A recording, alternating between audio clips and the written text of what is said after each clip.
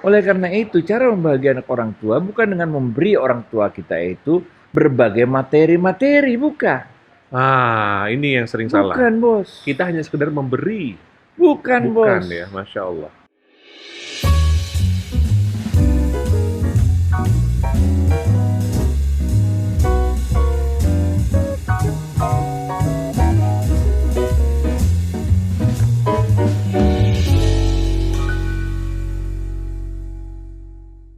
Ada orang yang mengatakan, bila kita mengalami keperluan yang mendesak, keinginan yang sangat ingin, terus ingin dapat keinginan itu, doa yang ingin cepat terkabul, satu kuncinya, minta doanya orang tua. Karena orang tualah jimat kita yang ada di dunia ini. Nah, bicara tentang hal ini, teman-teman sekalian, dalam Amal Niaga Talks ini kita akan membahas tentang bagaimana sesungguhnya peran orang tua dalam menghadirkan keridoannya untuk kita para pengusaha. Dan teman-teman sekalian, ini merupakan satu yang menurut saya ini paling deep. Karena apalagi kita udah lebaran ya. Minta maaf pertama pasti sama orang tua terlebih dahulu. Jadi ini kita akan bahas lebih dalam lagi.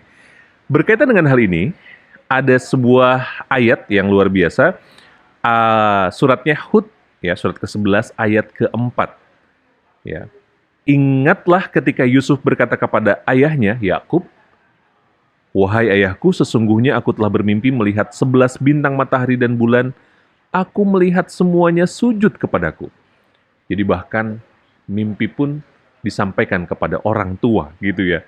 Dan ada sebuah hadis yang disampaikan dari Abdullah bin Amr radhiyallahu an, dia berkata Rasulullah SAW bersabda, "Ridho Allah bergantung pada ridho orang tua, murka Allah bergantung pada murka orang tua." Kita seringkali membangun networking, bersilaturahim, kesana kemari, dikejar semuanya. Kita seringkali lupa untuk silaturahim sama orang tua. Wahai para pengusaha, kita bahas di kesempatan saat ini bersama Bang Adi. Bang, kayaknya resmi banget pakai batik, Bang, hari ini. Habis silaturahim, Bang. Ada tamu, bos. Iya, orang tua ya, Bang. Suksesnya seorang anak, suksesnya kita itu tergantung kepada salah satunya adalah doa orang tua, Bang. Betul banget. Gimana cara meraih keridoan orang tua nih, Bang? Karena ini penting banget bagi kita. Jadi yang harus kita sama-sama pahami ya, Iya. bahwa orang tua kita ini ketika kita di dalam janin, kemudian umur 42 hari ditiupkan nyawa ke dalam janin tersebut, dan umur 4 bulan ditiupkan ruh ke dalam janin tersebut. Berarti di dalam diri ibu kita itu ada 2 ruh sekaligus, Iya. yaitu ruhnya ibu kita dan ruhnya kita. Masya Allah. Itu sebabnya keberadaan kita di dunia ini melalui perantaraan orang tua. Itu sebabnya tadi disebutkan ridhokallah fi ridhoka walidain. Rasulullah SAW mengatakan ada 2 dosa yang dipercepat balasannya di dunia oleh Allah. Nggak nunggu-nunggu akhirat, men. Di dunia dibalas, Langsung instan ya? Untuk jadi pelajaran bagi manusia, katanya nih. Ya Rabb. Apa itu? Yang pertama adalah durhaka kepada orang tua. Ya Allah. Yang kedua adalah zolim pada orang lain. Kita lihat bagaimana kok bisa mirip ini antara 2 hal ini, benar nggak? Ketika kita durhaka pada orang tua, ketika kita membuat sedih orang tua kita, sebenarnya kita sedang membuat sedih ruhnya orang tua. Ngerti nggak? Masya Allah. Ini bukan orangnya, apa perasaan, bukan nih. Yang kita buat sedih itu, yang kita sakiti itu adalah ruhnya orang tua kita. Yang dulu pernah bersama-sama dengan ruh kita. Di dalam tubuh yang sama. Benar ya? Oke. Nah, ketika ruh orang tua kita itu kita sakiti, pada hakikatnya kita menyakiti pemilik ruh. Benar apa enggak? Masya Allah. Benar apa enggak? Nyambung banget, Masya Allah ya. Benar enggak? Ya. Kita menyakiti pemilik ruh. Begitu juga kalau kita zolim pada orang lain. Ketika kita zolim pada orang lain, pada hakikatnya kita menyakiti ruh orang tersebut. Kalau kita menyakiti ruh orang tersebut, pada hakikatnya kita menyakiti pemilik ruhnya. Ya Allah. Itu sebabnya balasan karena kita menyakiti ruh orang lain itu dipercepat oleh Allah di dunia. Apalagi kalau yang kita sakiti itu adalah ruh orang tua kita. Iya. Oleh karena itu, supaya kita dapat keredoannya Allah, nyenengin hati orang tua, bos. Bahagiakan hati orang tua. Terserah orang tuanya itu sama kita kayak apa, kayak perlakuan ya. Orang tua macam-macam, bos. Yes. Benar nggak? Betul. Macam-macam orang tua. Yang penting kita buat baik aja terus sama orang tua. Apapun orang tua perlakuannya pada kita. Karena hal jazaul ihsan illal ihsan. Tugas kita cuma buat baik, men. Birrul walidain. Bahwa orang tua memperlakukan kita kayak apa, terserah dah. Yang pasti orang tua itu cinta sama kita. Kalau nggak cinta, kita udah diaborsi, men. Nggak jadi lahir, bener nggak? Ya Allah. Bener nggak? Bener nggak? Iya. Nah, dengan cara itu, ketika orang tua redo kepada kita bahagiakan hatinya, sehingga orang tua itu redo pada kita, Allah pun redo pada kita. Kalau kita bisa membahagiakan orang tua, maka kita udah lulus ujian pertama. Maka kita punya bekal yang besar untuk bisa membahagiakan orang lain. Nah, ngerti gak lu? Itu jadi bekal kita untuk membahagiakan orang lain. Yes. Oh, kita ngerti. Begini caranya membahagiakan orang tua kita. Yes. Karena yang paling sering kita buat kesel kan orang tua, bener gak? Benar. Saya punya cucu kecil-kecil yang bener gak? Kan waktu belajar jalan, dia jalan kemana, kita mesti ngikutin dia jalan. Menjagain bener sambil bongkok-bongkok gitu, bener gak? Iya, kita yang capek. Bener gak? Kalau kita berhasil membahagiakan ruh orang yang kita buat sulit seumur-umur hidupnya, bener gak? Kita kawin juga ngerepotin orang tua, bener gak? Bener. Bener. Kalau kita berhasil untuk membahagiakan ruh orang yang kita buat sulit hidupnya seumur-umur, kita jadi beban mereka seumur-umur, bener gak?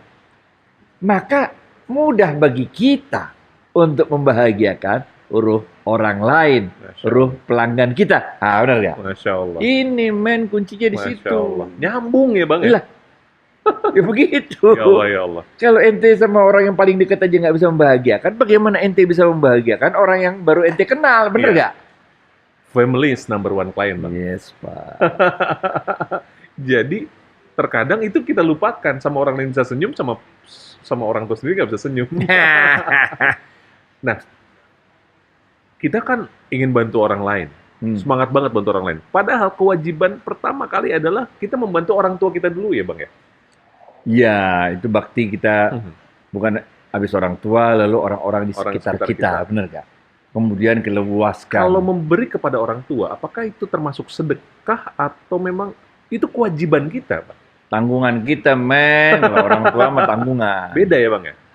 Dia nggak bisa menerima zakat kita. Oke. Itu orang tanggungan. Oke. Sama juga kayak bini, itu orang tanggungan. Yes. Kewajiban itu biasanya. Anak, orang tanggungan, bener gak? Oke. Itu malah lain ceritanya. Tapi kalau sama pelanggan, ketika ada datang pelanggan, lalu kita berikan servis tambahan, kita kasih, dia beli kopi, kita kasih cookies sedikit satu, bener nggak? Kita sebagai komplimen kan? Yes. Itu namanya sedekah. Oke. Ada dua point of view yang ingin saya hadirkan. Yang pertama adalah kita sebagai anak. Ya. Yang kedua kita sebagai orang tua. Oke. Bagaimana caranya? Kita kan gini, seorang anak kadang-kadang melihat ada perbedaan. Orang tua kita ada perbedaan kemauan, ada perbedaan keinginan. Terus juga sesuatunya yang diharapkan, tapi kita tidak bisa memenuhi itu semua, gitu. Tapi kita ingin berbuat baik kepada mereka. Gimana, Bang? Akhirnya bisa menerima perbedaan antara kita dengan orang tua, Bang, sehingga kita bisa seiring sejalan. Apakah jalan ruhnya berbeda? Ataukah apa yang berbeda di dalam hal ini, Bang? Setiap orang, masa bodoh dia orang tua apa anak, apa bukan orang tua, bukan anak. Iya. Itu udah ada jalan hidupnya sendiri-sendiri. Ada jalan hidupnya sendiri-sendiri. Nggak mesti orang tua yang soleh punya anak yang soleh. Nggak mesti. Iya. Nggak mesti juga orang tua yang brengsek punya anak yang brengsek. Nggak mesti. Banyak contohnya, bos. Nabi Allah Musa alaihissalam dibesarkan oleh Fir'aun. Yes. Nabi Allah Ibrahim alaihissalam bapaknya yang bikin patung. Benar nggak? Sebaliknya, Nabi Allah Nuh alaihissalam anaknya durhaka padanya. Nabi Lut alaihissalam istrinya durhaka padanya. Jadi kita nggak bisa yang yang kalau orang baik itu nggak bisa Iya, juga, iya. nggak bisa juga, bener ya. Allah punya aturannya sendiri, ada jalan hidupnya sendiri masing-masing. bener. Yang kita lakukan untuk orang tua kita itu, ini kita lagi ngomong bahagia, bos, membahagiakan orang tua. Membahagiakan. Oke. Membahagiakan orang tua itu artinya ruh.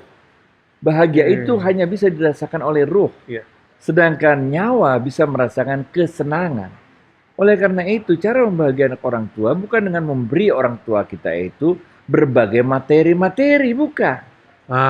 Ini yang sering salah. Bukan, bos. Kita hanya sekedar memberi. Bukan, Bukan bos. ya, Masya Allah. Orang tua itu nggak bahagia kalau kita cuma sekedar kirim supir untuk standby pakai mobil Alphard. Silakan ibu mau jalan kemana juga, silakan nih ada supir. Jalan-jalan kemana-mana ini ada duit kita kasih, Ya Allah. kasih kartu debit silakan pakai di mana-mana. Orang tua nggak merasa cinta kita di situ. Dia anak gue cuman sibuk sama dunianya aja, bener gak? Ya. Gue cuman dikasih supir Ya Allah. yang nggak bisa diajak ngomong, kagak nyambung, bener gak? Ya Allah. Orang tua nggak seneng cuman dibeliin rumah gede, kemudian dikasih pembantu 5 orang untuk jagain dia doang. Di mana letak anakku yang dulu aku cintai? Kenapa anak yang dulu aku cintai itu sekarang balesnya kok cuman pakai pembantu 5 orang Ya Allah. dan rumah, bener gak? Dan mobil dan uang, bener gak? Bukan itu yang diinginkan orang tua. Kita harus yakin lagi bahwa nggak ada sebetulnya kata gagal dalam mencari rezeki. Sebagaimana nggak ada kata gagal dalam urusan jodoh. Nggak ada kata gagal dalam urusan ajal. Nggak ada. Men.